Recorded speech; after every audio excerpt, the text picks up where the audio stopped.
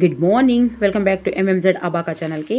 So రేపు hostel welfare exam ఉంది 24th రోజు, కాబట్టి ఆల్ ద బెస్ట్ అండి అందరికీ. బాగా రాయండి, టెన్షన్ తీసుకోవద్దు.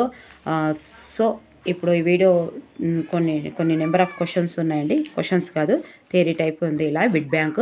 సో ఇందులో నుంచి ఖచ్చితంగా వచ్చే అవకాశం ఉంది. డిఎస్సికైనా హాస్టల్ వెల్ఫేర్కైనా 2 టాపిక్స్ ఉన్నాయి, చెప్తాను. ఒక్కసారి వీడియో చూసి వెళ్ళండి. అంటే వింటే ఏమవుతుందంటే కొంచెం చెవులో ఆ శబ్దం వినిపిస్తుంది, అక్కడ గుర్తుపట్టే అవకాశం ఉంది. బుక్స్ ఉన్న వాళ్ళకు అవసరం లేదండి. బుక్స్ ఎవరైతే లేని వాళ్ళు ఉన్నారో, లేకపోతే ఇలాంటి ప్రాక్టీస్ చేస్తే తప్పేం లేదు. దయచేసి నచ్చితే లైక్ చేయండి, సబ్స్క్రైబ్ చేయండి.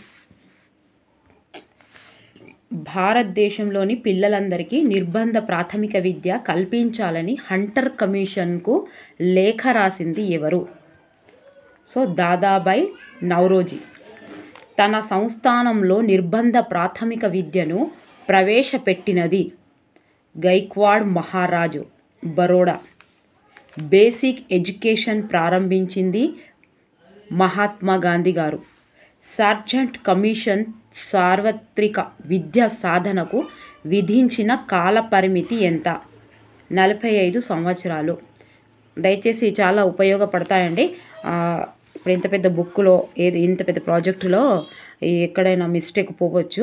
మీరు ఆల్రెడీ మొత్తం ప్రిపరేషన్లో ఉన్నారు కాబట్టి ఏదైనా మిస్టేక్గా ఉంటే దయచేసి కామెంట్ బాక్స్లో కామెంట్ చేసి రాయండి. అంటే ప్రతి బుక్లో ఉంటాయి, కొన్ని ఎక్కువ తక్కువ ఉంటాయి, ఇదేదో ఒక్కటి ఉండొచ్చు, చూడండి ఒకసారి. కొఠారి కమిషన్ కాలం ఎంత? 64, 66. 1964, 66. ఉచిత ప్రాథమిక విద్యను గురించి తెలిపే రాజ్యాంగంలోని ఆర్టికల్ ఏది? 21A. QIP అనగా ఏమిటి? Quality improvement program. Non detection విధానం ఎప్పుడు ప్రవేశపెట్టారు? 1971లో. మధ్యాహ్న భోజన కార్యక్రమంను ఏ సంవత్సరంలో తొలిసారిగా ప్రవేశపెట్టారు? 1925. మధ్యాహ్న భోజన కార్యక్రమం అమలు చేసే రాష్ట్రాల సంఖ్య 1990-91 నాటికి ఎంతకు చేరింది? 12. సంవత్సరం అది క్లారిటీగా లేదండి. ఉచిత యూనిఫామ్ మరియు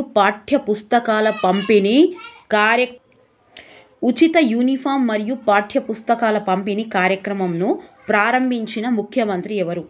ఎన్టీ రామారావు గారు. పాఠశాలలో 80% హాజరు దాటిన పిల్లలకు ఉచిత బియ్యం, గోధుమలను ప్రవేశపెట్టిన ముఖ్యమంత్రి ఎవరు? పివి నరసింహారావు గారు. హ్యూమన్ డెవలప్మెంట్ 1997 ప్రకారం 174 ప్రపంచ దేశాల మానవాభివృద్ధి స్థానం ఎంత? 138. ఇవన్నీ చాలా ఇంపార్టెంట్ అండి. అన్నిట్లలో చాలా ఇంపార్టెంట్ ఉన్నాయి. ఒకసారి కలెక్ట్ చేశాడు. సో 2002 జనాభా లెక్కల ప్రకారం భారత ప్రజలలో అక్షరాస్యుల శాతం ఎంత? 2002, కన్ఫ్యూజ్ కావద్దు. 2002 65-38%. 65-38. 2001 జనాభా లెక్కల ప్రకారం భారతదేశ పురుషుల అక్షరాస్యత శాతం ఎంత? 75 and 85%. 2001 జనాభా లెక్కల ప్రకారం భారతదేశ స్త్రీల అక్షరాస్యత శాతం ఎంత? 54-16. సో కామన్వెల్త్ 2వ విద్యా సమావేశం ఎప్పుడు జరిగింది? 1962. కామన్వెల్త్ 2వ విద్యా సమావేశానికి హాజరైన భారత ప్రతినిధి అప్పటి కేంద్ర విద్యాశాఖ మంత్రి శ్రీమాలి. ఫ్రాంక్ లాబక్ ఏ దేశానికి చెందినవారు? అమెరికా. స్వాతంత్రం వచ్చినప్పటికీ భారతదేశ అక్షరాస్యత శాతం ఎంత? 14%. 2001 నాటికి భారతదేశ అక్షరాస్యత శాతం ఎంత? 65.38%. స్వాతంత్రం వచ్చినప్పుడు 14%, ఇప్పుడు కాదు 2001, 65.38%. వయోజన విద్యను సాంఘిక విద్యగా పేరు మార్చినది?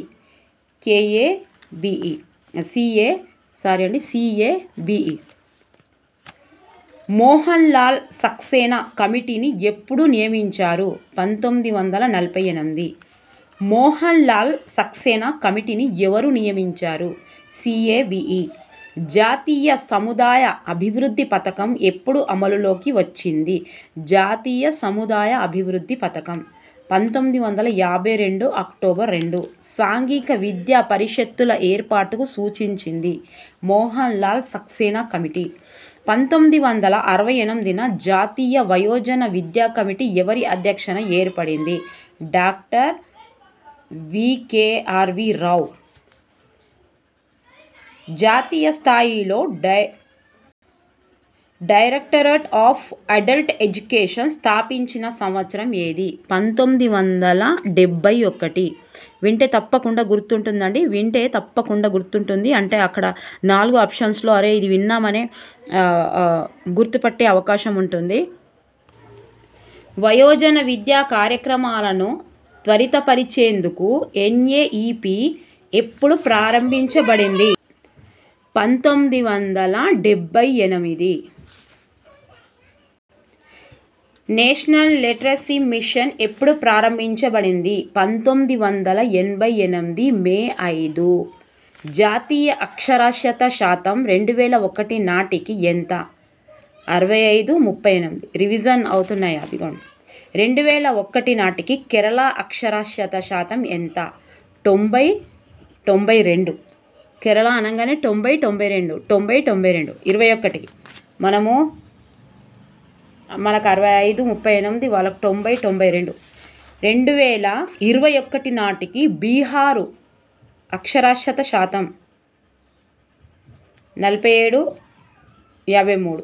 సో ఇది 2021, 2001గా మరి ఒక్కసారి ఇప్పుడు మొత్తం ప్రిపేర్ అయ్యి ఉన్నారు కదా, దయచేసి ఇది కామెంట్ బాక్స్లో కామెంట్ చేసి రాయండి. 2021 జనాభా లెక్కల ప్రకారం అత్యధిక అక్షరాస్యత కలిగిన రాష్ట్రం ఏది? కేరళ. కరెక్టేనండి, 21 కావచ్చు. 2001 జనాభా లెక్కల ప్రకారం అత్యల్ప అక్షరాస్యత కలిగిన రాష్ట్రం ఏది? బీహార్. దేశంలో ఎన్ని జిల్లాల్లో ఎన్ఎల్ఎం కార్యక్రమాలు అమలులో అవుతున్నాయి? 587 జిల్లాలు. అనియత విద్య ప్రాముఖ్యం కల్పించిన కమిషన్ ఏది? యునెస్కో అంతర్జాతీయ కమిషన్. పరీక్షలు తప్పడం అను విధానాలపై అమలయ్యే విద్య నియత విద్య. ఆకస్మిక విద్య అని పిలువబడే విద్య ఏది? యాదృచ్ఛిక విద్య. పరిమిత కాలంలో వయస్సులో నియమానుసారం జరిగే బోధనాభ్యాసన ప్రక్రియ ఏది? నియత విద్య. ప్రవేశానికి నిర్గమనానికి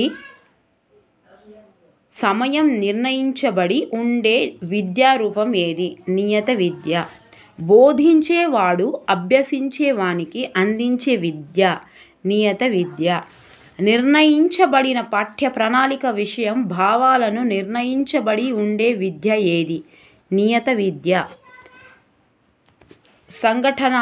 సంఘటనాత్మక విద్య అని పిలువబడు విద్యారూపం ఏది? యాదృచ్ఛిక విద్య. ఆకృతి విద్య అని పిలువబడు విద్యారూపం ఏది? నియత విద్య. సో అన్ని టాపిక్స్ నుంచి ఇంపార్టెంట్ అన్నీ ఉన్నాయండి. అనాకృతి విద్య అని పిలువబడు విద్యారూపం ఏది? అనాకృతి అనియత విద్య. ఎన్ఐఓఎస్ ఎప్పటి నుంచి ప్రాథమిక విద్యను అందిస్తుంది? 1989 సంవత్సరము.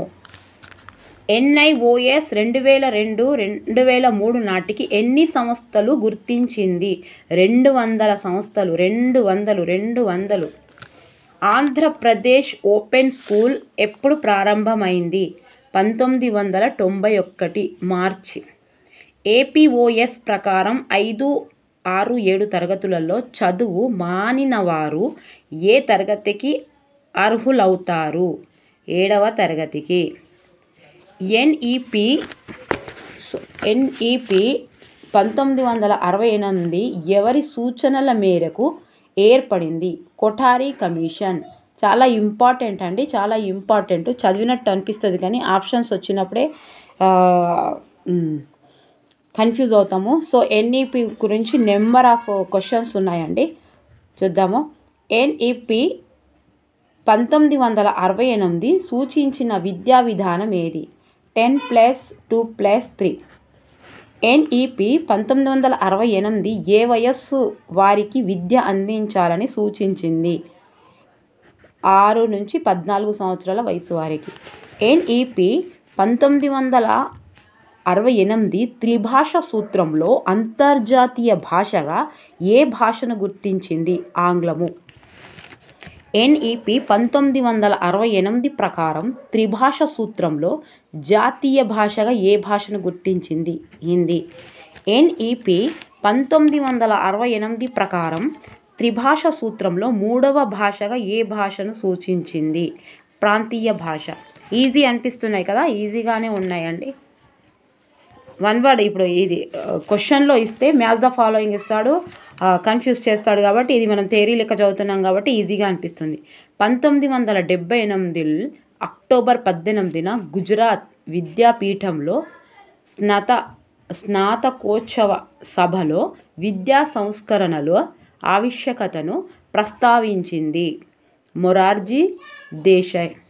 1978 అక్టోబర్ 18 గుజరాత్లో మొరార్జీ దేశాయ్. ఎన్ఈపి 1986 ముసాయిదాకు పార్లమెంటు ఎప్పుడు ఆమోదం తెలిపింది? ఇంపార్టెంట్. 1986 ఏప్రిల్ 20. 1986 నూతన జాతీయ విద్యా విధానంకు ముందు ఉన్న విద్యా పరిస్థితిని అంతటిని సమీక్షించి భారత ప్రభుత్వ శాఖ 1985 ఆగస్టులో ప్రచురించిన శీర్షిక పత్రం. విద్యా సవాళ్ళు, విద్యా విధానం, ముందడుగు, విధాన దృక్పథం. విద్యా సవాళ్ళు, విద్యా విధానం, ముందడుగు, విధాన దృక్పథం.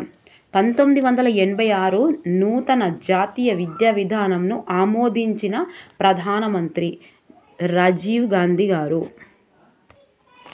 1986 నూతన జాతీయ విద్యా విధానంను రూపొందించిన శాఖ మానవ వనరుల అభివృద్ధి శాఖ. చాలా చాలా ఇంపార్టెంట్ అండి ఇది. ప్రీవియస్లో కూడా చాలాసార్లు వచ్చింది ఇది. పివి నరసింహారావు మంత్రిగా ఉన్న కాలంలో. సో జాతీయ స్థాయిలో అన్ని రాష్ట్రాలలో 10+2+3 విద్యా నిర్మితిని అన్ని రాష్ట్రాలలో అమలు చేయాలని సూచించింది 1986 జాతీయ విద్యా విధానం. సో 1986 జాతీయ విద్యా విధానం యొక్క ముఖ్య ఆశయం గుణాత్మక విద్యతో మెరుగుదల. సో 1986 జాతీయ విద్యా విధానం యొక్క విద్యా ధ్యేయం ఉత్పాదక శక్తి, ఎక్కువ సామర్థ్యం, యోచనా శక్తి. సో ఈ పదాలు గుర్తుపెట్టుకోండి. ఇవన్నీ సేమే ఉంటాయండి, అన్ని కమిషన్లు చెప్పినవి అన్నీ సేమే ఉంటాయి. మళ్ళీ మనకి ఇప్పుడు మ్యాచ్ ద ఫాలోయింగ్ ఇచ్చినప్పుడు కానీ ఏది కరెక్ట్ ఏది తప్పు అని ఇచ్చినప్పుడు కన్ఫ్యూజ్ అవుతాము. సో 86 చాలా ఇంపార్టెంట్ కాబట్టి, జాతీయ విద్యా విధానం చాలా ఇంపార్టెంట్ కాబట్టి ఉత్పాదక శక్తి, ఎక్కువ సామర్థ్యం, యోచనా శక్తి గుర్తుపెట్టుకోండి. ఆత్మవిశ్వాసం గల పౌరులను తయారు చేయుట, ఇదన్నిట్లలో ఉంటుంది అనుకోండి, మళ్ళీ మనకు కన్ఫ్యూజ్ అవుతుంది. సో ఇంగ్లీషును అంతర్జాతీయ భాషగానే కాక గ్రంథాలయ భాషగా గుర్తించాలని సూచించింది జాతీయ విద్యా విధానం. సో ఎన్ఈపి 1986 అనగా నేషనల్ పాలసీ ఆఫ్ ఎడ్యుకేషన్ 1986. చాలా చాలా ఇంపార్టెంట్. అబ్జర్వేషన్స్ కూడా ఇస్తాడు కాబట్టి NPE national policy of education. 15-35 సంవత్సరాల వారిలో నిరక్షరాస్యతను రూపుమాపటానికి అధిక ప్రాధాన్యత ఇచ్చింది ఎన్పిఈ. ఓబీబీ పథకంను అమలు పరిచిన విద్యా విధానం ఎంపిఈ. చూసారా ఎంత ఇంపార్టెంటో. ఓబీబీ అనగా ఆపరేషన్ బ్లాక్ బోర్డ్, నల్లబల్ల పథకం. ఎన్పిఈ 1986 వల్ల గ్రామీణ ప్రాంతాలలో ఆ, ప్రతిభగ ఆ, ప్రతిభగల పిల్లల ప్రతిభగల పిల్లల కోసం కేంద్ర ప్రభుత్వం ఏర్పాటు చేసిన పాఠశాలలు నవోదయ పాఠశాలలు. గ్రామీణ ప్రాంతంలో ప్రతిభగల పిల్లలకు నవోదయ, ఇది కూడా ఎన్పిఈఏ చేసింది. ఇందిరాగాంధీ సార్వత్రిక విశ్వవిద్యాలయము స్థాపించబడిన సంవత్సరము 1985. దీనికంటే ఒకటి ఎన్పిఈ కంటే ఒక సంవత్సరం ముందు ఇందిరాగాంధీ సార్వత్రిక విశ్వవిద్యాలయం, ఇట్లా గుర్తుపెట్టుకోరు. 85. డిగ్రీలకు ఉద్యోగాలు ఉన్న లంకె తీసివేయబడడం అనేది ఈ విద్యా విధాన ఫలితమే. ఎన్పిఈ 1986 ఫలితంగా విద్యలో ప్రవేశపెట్టిన నూతన అంశము విలువల విద్య మరియు పర్యావరణ విద్య. ఇప్పుడు మనం చదువుతుంది కూడా దాని గురించే. ఉపాధ్యాయులకు వృత్యాంతర శిక్షణ కోసం డైట్స్ స్థాపన, దీని ఫలితమే. ఎన్పిఈ. సో ఇది ఇలా ఇవ్వచ్చు, ఇది ఇలా ఇవ్వచ్చు. సో ఇది DIETS స్థాపన, దీని ఫలితమే. అంటే ఇది దేని ఫలితమో ఇలా గుర్తుపెట్టుకుంటే మనం ఎందులో ఇచ్చినా రాయగలుగుతాం. వృత్యాంతర. ఎన్పిఈ 1986 వ్యక్తుల ఉద్యోగ అర్హతను నిర్ణయించడానికి ప్రారంభించిన service national testing service. NPE 1986 విద్యలో యాజమాన్య నిర్మాణం కొరకు స్థాపించిన అఖిల భారత service Indian educational service. NPE 1986 శిశువుల విద్యా సాధనకు ప్రతిపాదించినవి శిశు సంరక్షణ కేంద్రాలు. శిశువుల విద్యా సాధనకు ఆరోగ్య విద్య కళలు కూడా బోధనాంశములుగా ఉండాలని చెప్పినది. ఎన్పిఈ 86. ఎన్పిఈ 1986 పాఠ్య ప్రణాళికలో తప్పనిసరిగా ఉండాలని చెప్పిన సబ్జెక్టులు: 1 భాషలు ప్రైమరీ స్థాయిలో, 1 అప్పర్ ప్రైమరీ మరియు సెకండరీలో, 2 గణితం, 3 పరిసరాల విజ్ఞానం అంటే సోషల్ అండ్ సైన్స్ వస్తుంది, SUPW. 5వది ఆరోగ్య వ్యాయామ విద్య. 6వది కళా విద్య. 1వది భాషలు ప్రైమరీ స్థాయిలో, అప్పర్ ప్రైమరీ మరియు సెకండరీలో.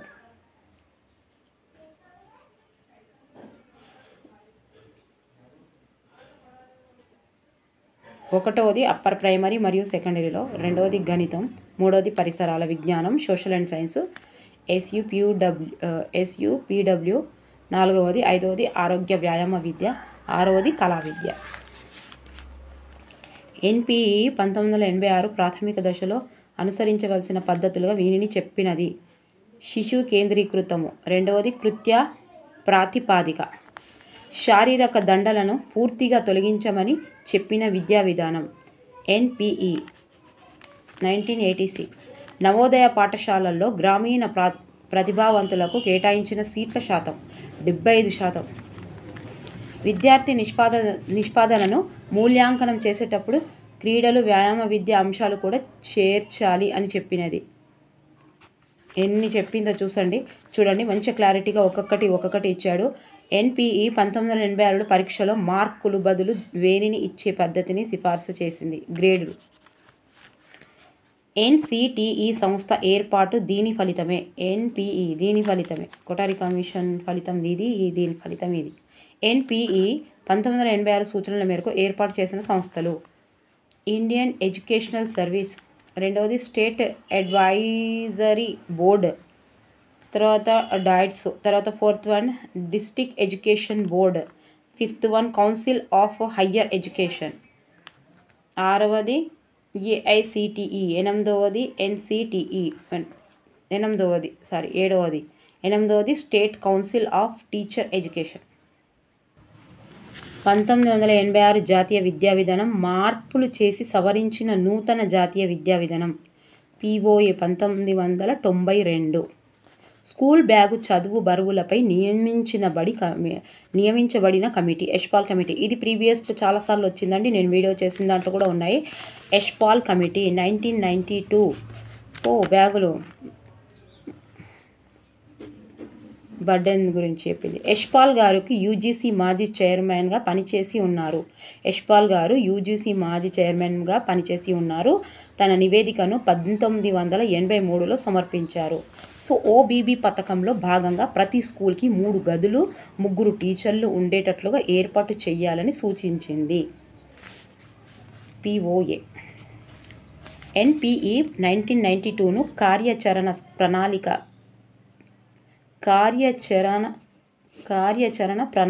అని పిలుచుదురు. ప్రాథమిక మాధ్యమిక పాఠ్య ప్రణాళికలలో జనాభా విద్య అంతర్భాగంగా ఉండాలని సూచించింది. సవరించబడిన పిఓఏ కార్యాచరణ ప్రణాళిక. ఎన్పిఈ 1992 ప్రకారం జాతీయ ఆదాయంలో విద్యుత్కు కేటాయించిన నిధుల శాతం 6%. ఉపాధ్యాయులుగా 50% స్త్రీలను నియమించాలని సూచించింది. సవరించిన పిఓఏ 1992. ప్రతి సంవత్సరం 50 నవోదయ స్కూళ్లను ఏర్పాటు చేయాలని నిర్ణయించిన ప్రణాళిక.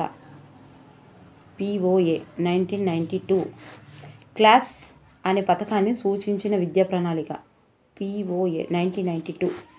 సో ఎన్సిటిఈ ఏఐసిటిఈలను స్వయం ప్రతిపత్తి చట్టబద్ధతలను సూచించిన ప్రణాళిక. పిఓఏ 1992. విద్యారంగంలో ఏర్పడే సమస్యలు పరిష్కరించడానికి ఎడ్యుకేషనల్ ట్రిబ్యునల్స్ను ఏర్పాటు చేయాలని సూచించింది. ఎన్ జనార్దన్ రెడ్డి విద్యా కమిటీ 1991 అట. ఇది 1991 అండి. ఎన్ జనార్దన్ రెడ్డి విద్యా కమిటీ విద్యారంగంలో ఏర్పడే సమస్యలు పరిష్కరించడానికి ఎడ్యుకేషనల్ ట్రిబ్యునల్స్ను. పిల్లల school bag బరువుపై నిషేధించిన committee 1993. Yashpal.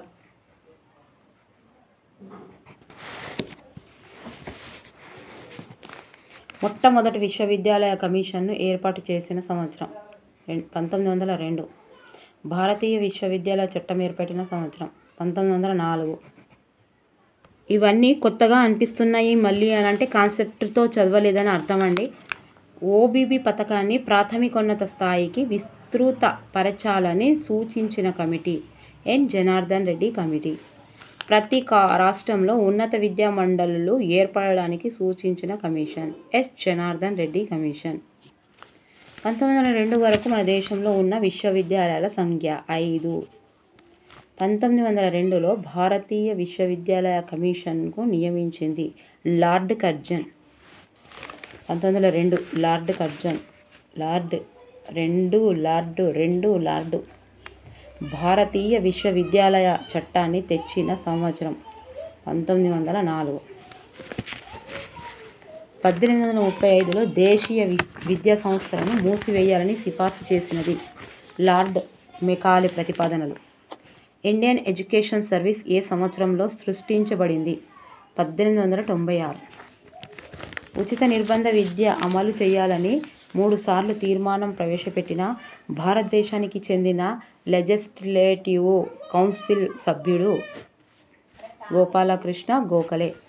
Punjab university ప్రారంభమైన సంవత్సరం 1869. భారతదేశంలో ఢిల్లీ ఓపెన్ స్కూల్ సిబిఎస్ఈ ఆధ్వర్యంలో ఏ సంవత్సరం ప్రారంభమైంది? July 1979. Delhi open school national open స్కూల్గా ఎప్పుడు అవతరించింది? నవంబర్ 1989. ఇప్పుడు నేషనల్ ఓపెన్ స్కూల్ని ఏ పేరుతో పిలుస్తున్నారు? ఎన్ఐఓఎస్. ఎన్ఐఓఎస్ అనగా national institute of open school. NIOS national institute of open schooling. ఏ విద్యా విధానం అమలులో భాగంగా ఎన్ఐఓఎస్ను ప్రారంభించారు? 1986 జాతీయ విద్యా విధానం. విద్యార్థి అభివృద్ధిని ఎప్పటికప్పుడు అంచనా వేయడానికి నిరంతర మూల్యాంకనాన్ని ఏర్పాటు చేయాలని మొదటిసారి సూచించిన కమిటీ ఆచార్య రామ్మూర్తి కమిటీ. ఇది చాలా చాలా చాలా ఇంపార్టెంట్. నిరంతర మూల్యాంకనం. ఈయన చాలా మంచి చెప్పిండు. నిరంతర మూల్యాంకనం ఇది హక్కులు చెప్పమని చెప్పింది కూడా. ఫస్ట్ మన దేశ అవసరాలు, మన సంస్కృతి, మన రాజ్యాంగ నిర్దేశిక ఆశయాలు సాధించే విధానం మన విద్యా విధానాన్ని రూపొందించడం జరిగిందని ప్రకటించిన ప్రధాని ఎవరు? రాజీవ్ గాంధీ. సో ఇంకో వీడియో చేస్తానండి. ఇంకా నెంబర్ ఆఫ్ క్వశ్చన్స్ ఉన్నాయి. దయచేసి లైక్ చేయండి, సబ్స్క్రైబ్ చేయండి. లెంతీగా అవుతే బోర్ వస్తుందని డ్రాప్ చేస్తున్నాను. మళ్ళీ వీడియో చేస్తానండి, ఇప్పుడే చేస్తాను. సో ఇది పోస్ట్ చేసిన తర్వాత అది చేస్తాను. తప్పకుండా ప్లీజ్ లైక్ చేయండి, సబ్స్క్రైబ్ చేయండి, షేర్ చేయండి. ఒక్కసారి ఇప్పుడు ఎగ్జామ్స్ రాసే వాళ్ళు తప్పకుండా ఈ వీడియోని చూసి వెళ్ళండి. అన్నీ ఉన్నాయండి, డిఎస్సికి కూడా ఉన్నాయి, హాస్టల్ వెల్ఫేర్కి కూడా ఉన్నాయి.